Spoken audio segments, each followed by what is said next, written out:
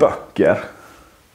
Är inte det ett statement större än största grillen, största trampolinen, studsmattan med det, eller för en delen rätt bil? Här kan vi verkligen läsa om vem man är. Vi har lite New York City, Lonely Planet, vi har tysk-svenska ordboken, vi har grafisk kokbok och lite sådana saker. Men det är ju verkligen ett analogt sätt att läsa böcker. Jag har precis börjat med någonting som samlar allting. En traditionell läsplatta ifrån Storytel. För grejen är nämligen att jag är ganska så oväntad målgrupp enligt min egen självbild. Böcker, jag läser inte böcker. Dels får jag ångest av dess tjocklek. Det tar ju så mycket plats. Inte bara i bokhyllan utan även här vid nattduksbordet. Och sen har jag lite, eller kanske mycket, som jag tror de flesta som gör YouTube har lite koncentrationssvårigheter. Det är liksom svårt att ta till sig så här mycket text utan att tankarna vandrar iväg. Så jag försökte faktiskt med iPad då när det kom och Apple Books eller Apple Böcker och sådär. Ja, nu är det ganska stort åbäke, men just detta, iPad Mini, sånt finns ju. Men läsa på skärm så länge, nej. Det var inte heller min grej. Och sen då när det kom till de här läsplattorna så kändes det väl lite som att det här var kanske för lite äldre damer. Vilket är ju en otroligt korkad fördom. För så lätt är det ju inte att få in innehåll på de här plattorna. Vi har ju Amazon, Kindle. Men där är det inte så mycket svenskt innehåll. Vi har Rakuten. Alltså den motsvarigheten i Japan till Amazon.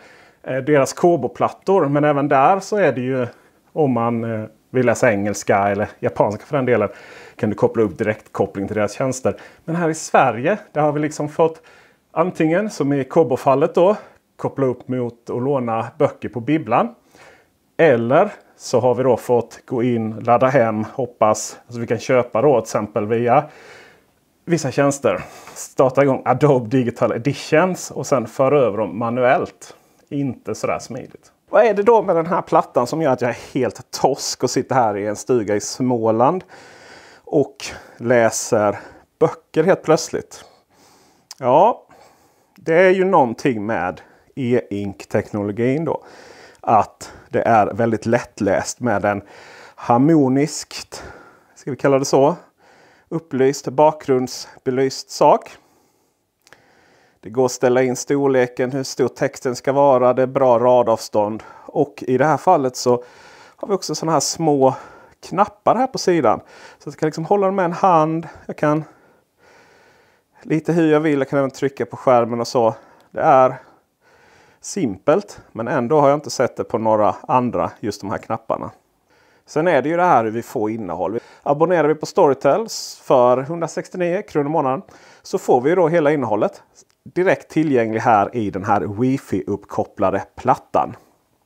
Så det är liksom bara att söka upp någonting vi vill ha, trycka in och så kan vi börja läsa det direkta. Detta gäller ju även talböcker, eller ljudböcker, förlåt.